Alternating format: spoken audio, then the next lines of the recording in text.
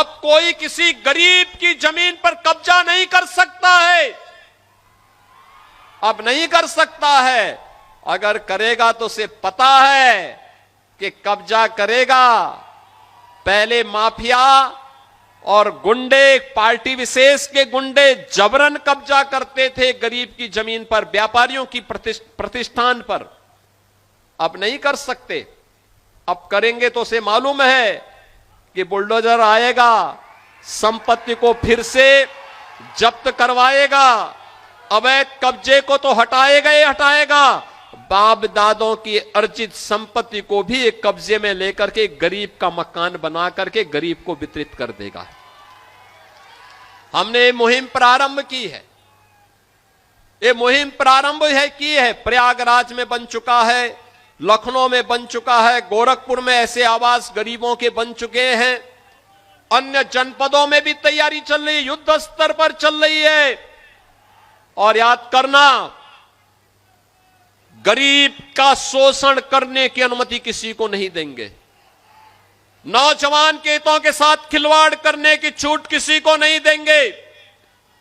अन्नदाता किसानों के साथ शोषण करने और बहन बेटियों की इज्जत के साथ खिलवाड़ करने की छूट भी किसी को नहीं देंगे।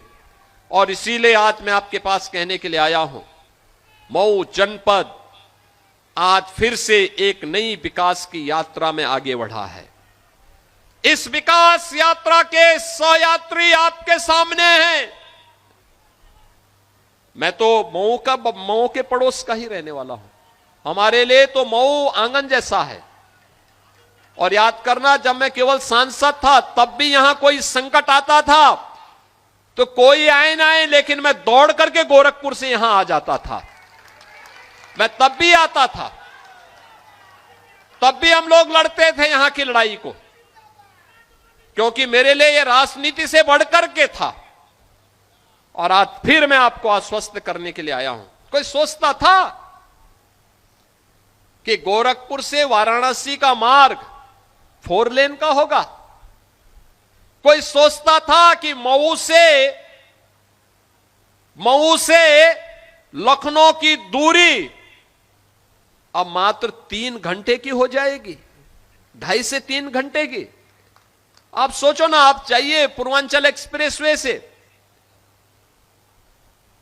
धड़धड़ा करके 3 घंटे में लखनऊ।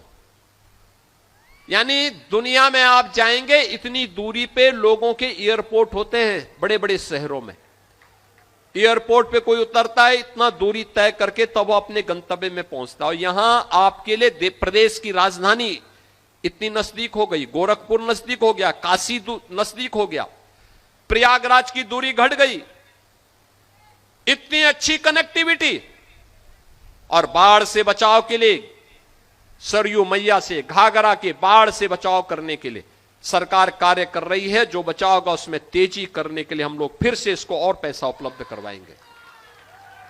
हर हाल में इसका कार्य होना है।